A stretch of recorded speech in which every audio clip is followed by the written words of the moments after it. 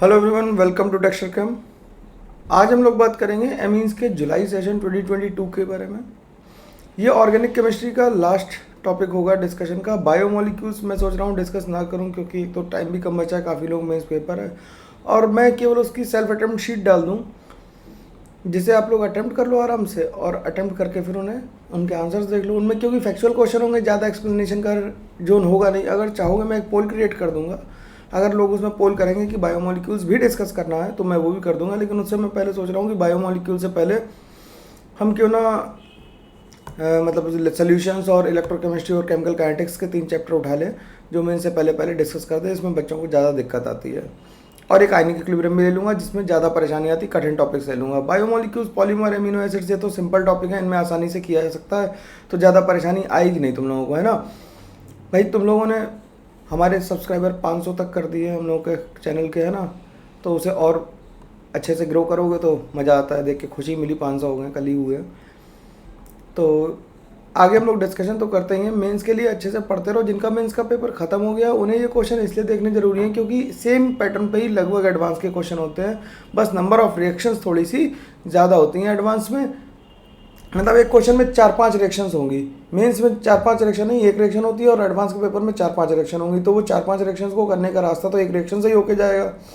तो एडवांस का क्वेश्चन समझने का मतलब है कि मेंस के क्वेश्चन को हम लोग क्या करें, 4 क्वेश्चंस को एक साथ मिला दें तो एक एडवांस का क्वेश्चन बन जाएगा।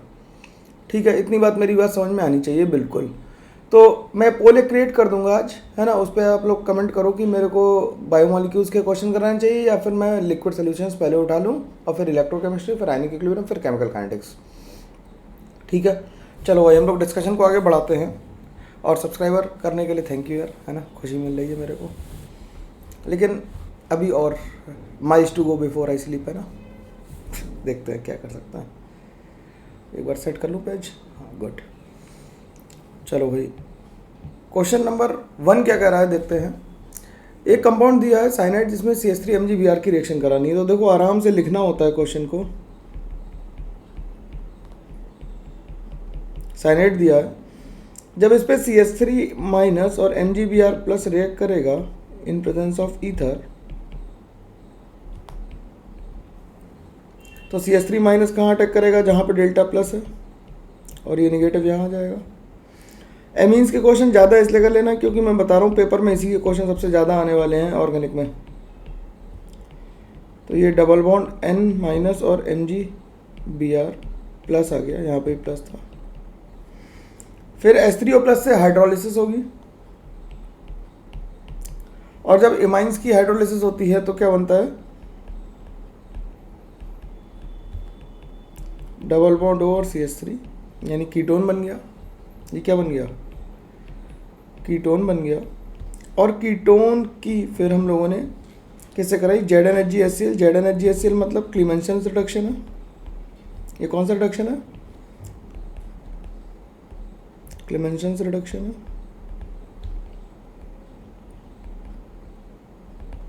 ठीक, तो क्लीमेंशन रिडक्शन कराया तो इससे क्या बन जाएगा answer, CH3 CH2, C double bond O convert हो जाएगा CH2 में, तो ये सिंपल आंसर आ जाएगा। तो इसका आंसर A आ जाएगा। इसमें कोई प्रॉब्लम है नहीं, किसी को भी होनी नहीं चाहिए। आसानी से हम लोगों ने सवाल को कर लिया भाई, कोई दिक्कत नहीं है, धीरे धीरे करेंगे आराम से। ठीक है, नेक्स्ट क्वेश्चन की तरफ चलते हैं। नेक्स्ट क्वेश्चन हमारा क्या कह रहा है, नेक्स्ट क्वेश्चन हमारा असर्शन रीजन वाला है।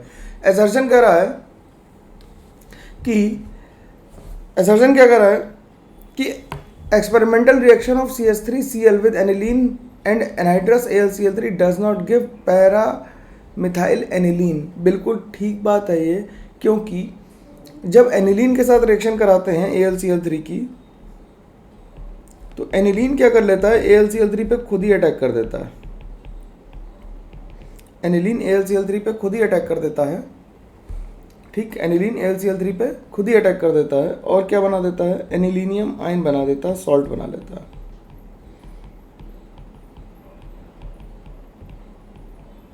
ठीक, ये सॉल्ट बन गया। अब क्योंकि ये इलेक्ट्रॉन विड्रॉइंग ग्रुप है, ये EWG लिख देते हैं, क्योंकि ये इलेक्ट्रॉन विड्रॉइंग ग्रुप है तो ये फर्दर फ्रीडल-क्राफ्ट रिएक्शन को नहीं होने देता। अगर हम इसमें फिर से फर्दर फ्रीडल-क्राफ्ट रिएक्शन कराने की कोशिश करेंगे तो ये फ्रीडल-क्राफ्ट रिएक्शन को नहीं होने देगा। ठीक है। तो अगला स्टेटमेंट क्या कह रहा है, पहला तो सही है, दूसरा क्या कह रहा है, NH2 groups of aniline becomes deactivating because of the salt formation of anhydrous AlCl3। यहाँ तक बात सही है। Hence yield of meta methyl aniline as a product नहीं, रिएक्शन होगी नहीं, तो मेटा और पैरा की तो बात ही छोड़ दो, रिएक्शन ही नहीं हो रही, तो पहला सही है, दूसरा गलत है।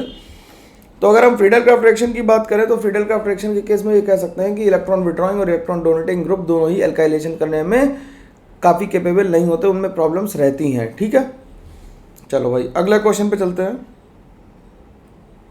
नेक्स्ट क्वेश्चन क्या कह रहा है, नेक्स्ट क्वेश्चन कह रहा है, वो गलती से यार एक बार सॉल्व करके देखना ही पड़ता तो वही रह गया था, कोई दिक्कत नहीं। नेक्स्ट क्वेश्चन क्या कह रहा है, hydrolysis of which of the compound gives carbolic acid. Carbolic acid क्या होता है, ये बात ध्यान रखने की, कार्बोलिक एसिड होता है फिनॉल। फिनॉल को ही कार्बोलिक एसिड भी कहते हैं, ठीक, फिनॉल को ही कार्बोलिक एसिड कहते हैं। अब क्यूमीन की हाइड्रोलिसिस तो होने से रही, बेंजीन डाइजोनियम क्लोराइड की ही हाइड्रोलिसिस कराएंगे। बेंजीन डाइजोनियम क्लोराइड ये है, इसकी हाइड्रोलिसिस होगी, इसका नाम बेंजीन डाइजोनियम क्लोराइड।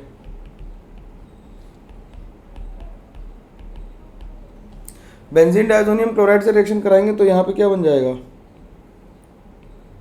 यहाँ पे फिनॉल बन जाएगा ये, इसमें कोई दिक्कत नहीं है, तो ये आंसर हो गया। बेंजाइल क्लोराइड की जब हाइड्रोलिसिस होगी, बेंजल क्लोराइड की हाइड्रोलिसिस होगी तो क्या बन जाएगा, तो उससे मतलब आंसर तो आ ही गया हमारा, इसे छोड़ देते हैं, आगे टाइम बर्बाद करने से कोई फायदा नहीं है। और एथिलीन ग्लाइकॉल तो कीटल है, उससे तो कोई फायदा होना ही नहीं है, ठीक है। अगले क्वेश्चन पे चलते हैं। अगला क्वेश्चन क्या कर रहा है, correct sequential order of the reagent for the following given reaction. देखो भाई हम लोग का टेलीग्राम चैनल भी है, उस पर आके तुम लोग डाउट पूछ सकते हो, भेज दो, मैं विद इन 24 आवर्स उसका सोल्यूशन भेज दूंगा, तो मैं लिख के, ये प्रॉमिस है मेरा, ठीक है। 24 आवर्स ले कर रहा हूँ क्योंकि काफ़ी बच्चे रात में मैसेज कर देते हैं, अब रात में मैसेज करोगे तो मैं तो सो जाता हूँ ना, तो फिर कैसे आंसर करूँगा। तो ये NH2 हो गया, लेकिन जल्दी से जल्दी क्वेश्चन का आंसर करने की कोशिश करूँगा तुम्हारे। पहले ऑप्शन को ही चेक कर लेते हैं, HNO2 से रिएक्शन कराई। HNO2 से रिएक्शन जब कराएंगे तो ये डाइएजोटाइजेशन कर देगा, क्या करता है ये, डाइएजोटाइजेशन कर देगा, और यहाँ पे N2 प्लस बन जाएगा, ठीक। अब क्या करें, अब इसमें कहा है कि हम लोग इसकी रिएक्शन किससे कराएं, Fe और H प्लस से कराएं। Fe और H प्लस से रिएक्शन कराएंगे तो क्या हो जाएगा, Fe और H प्लस से रिएक्शन कराएंगे तो क्या बनेगा भाई बताओ। Fe और H प्लस से रिएक्शन कराएंगे तो दिक्कत ये आएगी कि डाइएजोटाइजेशन के बाद FeH से रिएक्शन कराने पे NO2 तो रिड्यूस हो जाएगा NH2 में, लेकिन जो वाटर आएगा वो N2 प्लस को हटा के OH लगा देगा और हमें लगाना I, यानी कि पहला ऑप्शन गलत हो गया। अब दूसरे ऑप्शन को चेक करते हैं। पहले ही रिएक्शन तो सेम ही है, सब में डाइएजोटाइजेशन कराना, दूसरे में Ki से रिएक्शन कराई। Ki क्या करेगा, I माइनस पे अटैक करेगा, N2 को लीव करा देगा, तो यहाँ पे आ गया NO2 और यहाँ पे आ गया I, ठीक। अब I के बाद क्या करा, Fe और H प्लस डाला, मेटल के साथ H प्लस डालते हैं तो NO2 रिड्यूस हो जाते हैं NH2 में, NO2 रिड्यूस हो गया किसमें, NH2 में, और बन गया I। फिर क्या करा, फिर HNO2 डाला,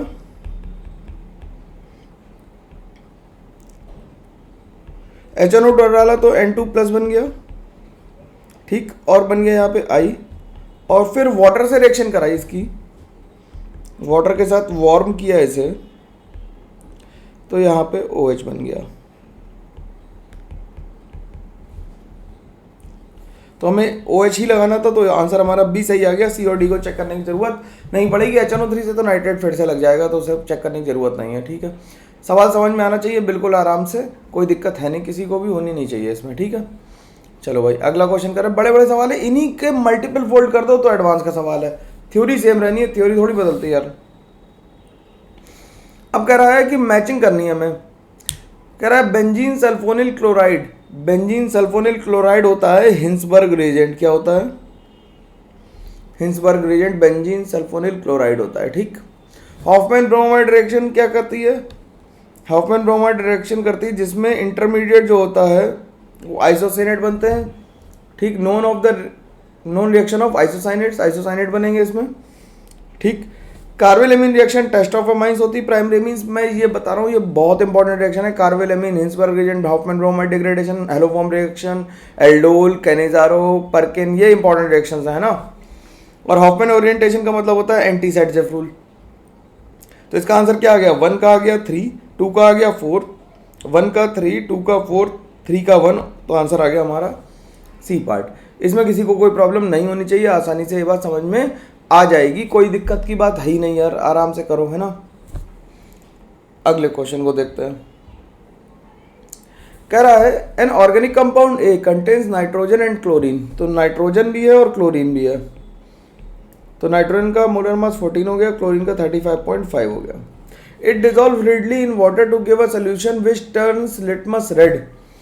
अब अगर कोई लिटमस को रेड कर रहा है, भाई ध्यान से देखना, अगर कोई लिटमस को रेड कर रहा है, ये लिखा ना टर्न्स लिटमस रेड, तो बेसिकली वो एसिडिक होगा। इससे क्या मतलब है, एसिडिक सॉल्ट है। कैसा है, अब नाइट्रोजन और क्लोरीन के साथ एसिडिक सॉल्ट का मतलब है अमोनियम सॉल्ट है वो, इतना तो कैसे लगा सकते हैं।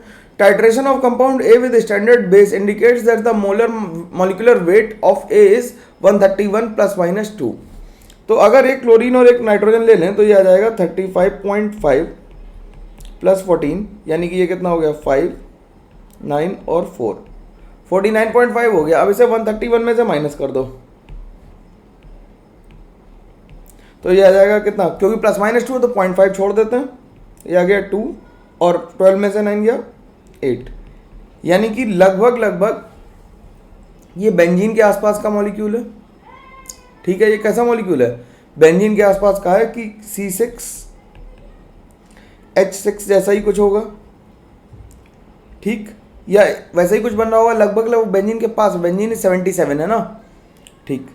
अब हमने क्योंकि इसमें 131 लिया तो ये नंबर सही है यार, माइनस करना जरा, 11 में से 9 गया 2, 12 में से 4 गया 8, ठीक है 82 आ गया, ठीक।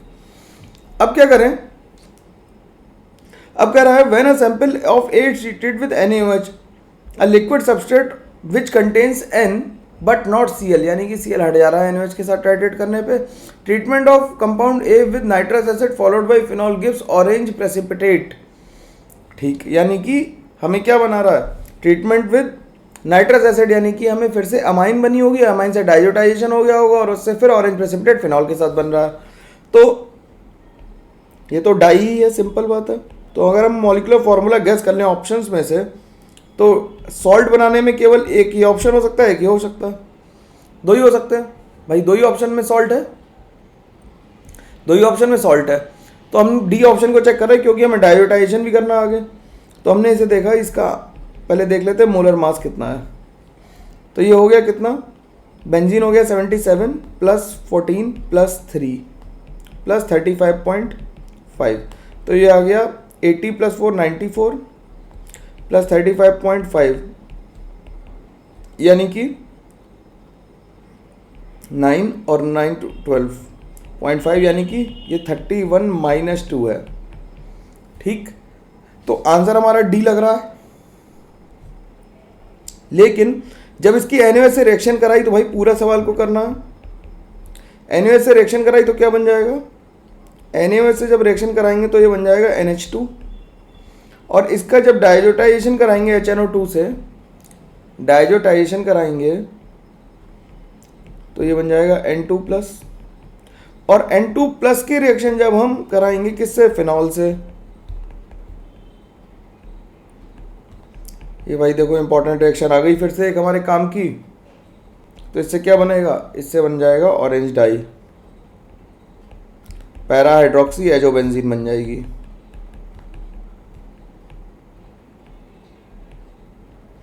तो ये ऑरेंज कलर आ गया इसका। आई होप मेरी बात समझ में आई होगी, किसी को कोई प्रॉब्लम इसमें नहीं आई होगी। सवाल की मैकेनिज्म और सवाल को सोचने का तरीका डेवलप करना है, ना कि सवाल को याद करना है ना। तो आंसर इसका हमारा डी आ जाएगा, ए नहीं आएगा, क्योंकि ए में ये कंडीशन सेटिस्फाई नहीं होगी, ठीक। अगले क्वेश्चन पे चलते हैं। नेक्स्ट क्वेश्चन क्या कह रहा है, नेक्स्ट क्वेश्चन कह रहा है identify the correct statement for the following given transformation. हमें क्या करना है, अरे यार बाहर शोर बहुत कर रहा है, चलो कोई नहीं। ठीक है, तो एमाइन के साथ हमें, और ये देखो क्वाटनरी अमोनियम सॉल्ट और बेस दिया है। क्वाटनरी अमोनियम सॉल्ट है, ये क्या है? क्वाटनरी अमोनियम सॉल्ट है। क्वाटनरी अमोनियम सॉल्ट को जब हम बेस के साथ ट्रीट कराते हैं तो हॉफमैन प्रोडक्ट मेजर बनता है। कैसा प्रोडक्ट बनता है? हॉफमैन प्रोडक्ट जो होता है वो मेजर होता है। हॉफमैन प्रोडक्ट मतलब least stable alkene. Least stable alkene जो होगी वो हमारी क्या होगी? मेजर होगी। ठीक, तो अगर हम इससे दो देखें तो एक एल्कीन यहाँ से H निकल सकता है और यहाँ से H निकल सकता है, तो प्रोडक्ट क्या बनेंगे? दो, एक ये बनेगा और एक ये बन जाएगा।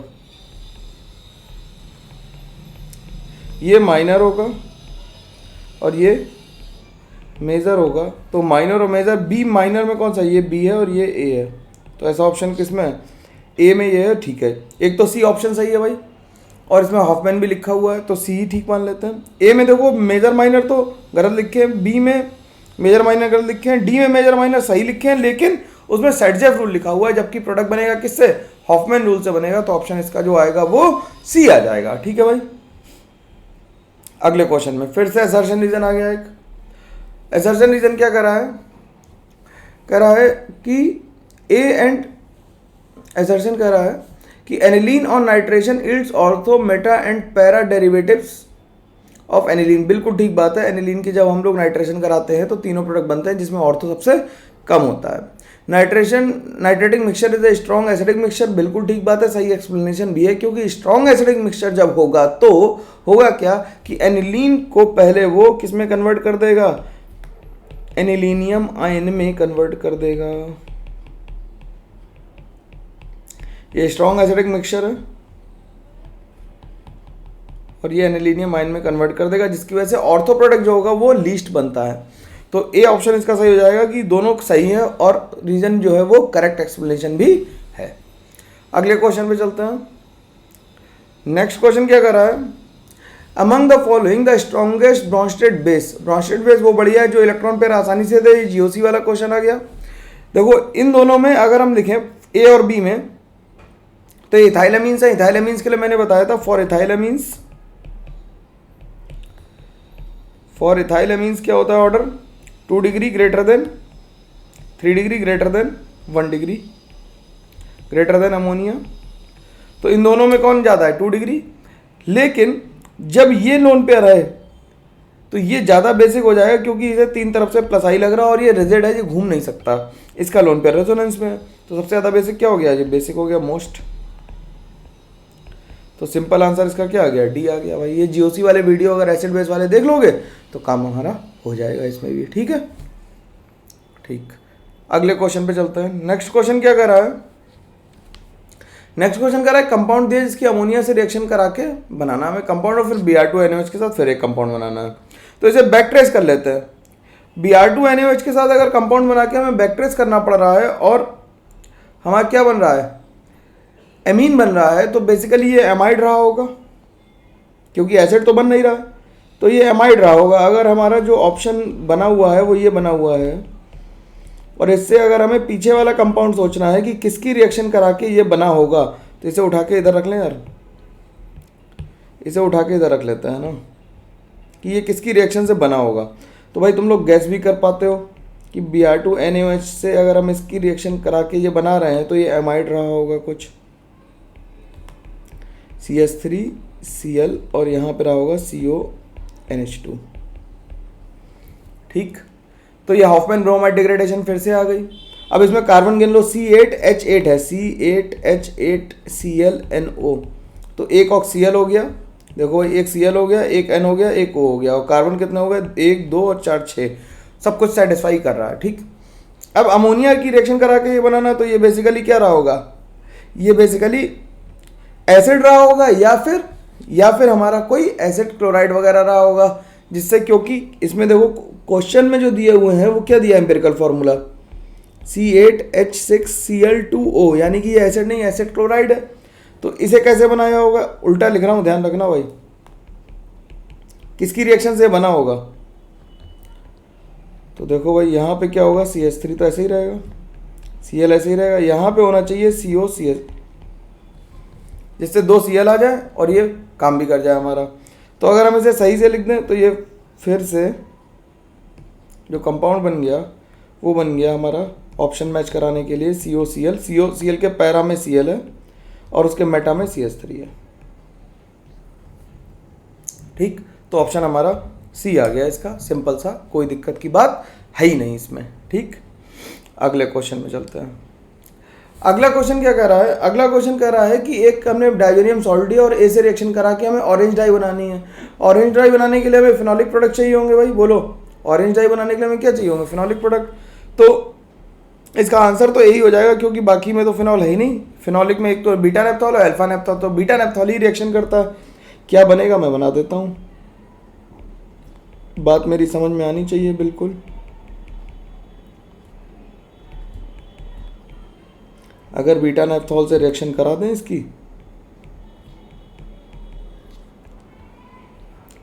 देखो यार मैं ये सोच रहा हूँ ना कि तुम्हारा भला कैसे हो, इसके लिए काम करना है मेरे को, है ना। तो तुम बताओ कि कौन सा टॉपिक, एडवांस शुरू करूँ, बिट सेट शुरू करूँ, या ऑर्गेनिक शुरू करूँ, फिजिकल के कुछ क्वेश्चन लगवाऊँ, ये बता दो मेरे को। मैं तुमसे कम्युनिकेट करने का यही जरिया है कि तुम वीडियो अंत तक देखोगे और मेरी बात सुनोगे तो तुम्हें पता लगेगा कि सर भी कुछ पूछ रहे थे, तो बताओगे तो मैं वो भी कर दूंगा।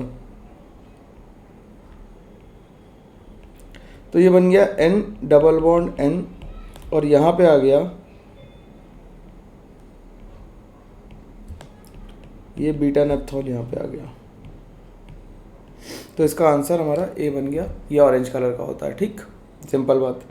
अगला कह रहा है हिंसबर्ग ग्रेडियंट, मैंने बताया हिंसबर्ग ग्रेडियंट क्या है, बेंजीन सल्फोनिल क्लोराइड या फिर टॉलिन सल्फोनिल क्लोराइड। तो आंसर इसका तो ए ही है, सिंपल बात है, बाकी तो है नहीं। हिंसबर्ग ग्रेडियंट तो याद ही रखना भाई, सिंपल बात है, कोई समस्या नहीं है इसमें।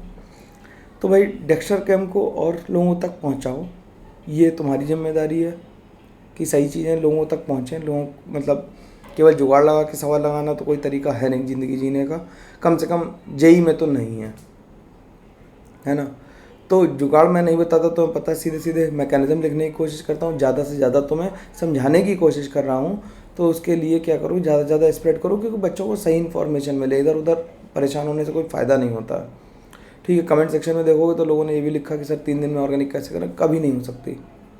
ठीक, लॉजिकली पढ़ो, आराम से पढ़ो, अच्छे से हो जाएगा। एडवांस तक ऑर्गेनिक एकदम बढ़िया करवा दूंगा, कोई दिक्कत नहीं है। ठीक है, लेकिन देखते रहो और जल्दी जल्दी सेल्फ अटेम्प्ट शीट करनी है, फिर ही सवाल देखने हैं। मैं ये नहीं कहता पहले वीडियो देखो, पहले सेल्फ अटेम्प्ट शीट करो, फिर उसके बाद वीडियो देखो, तभी तुम्हारा फ़ायदा होगा।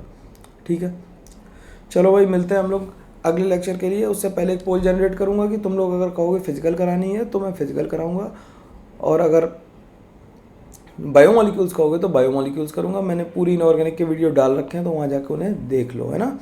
आखिरी के दिन है, उन्हीं को रिवाइज करोगे तो नंबर बढ़ जाएंगे। चलो मिलते हैं फिर नेक्स्ट क्लास के लिए, तब तक के लिए thank you very much, bye bye.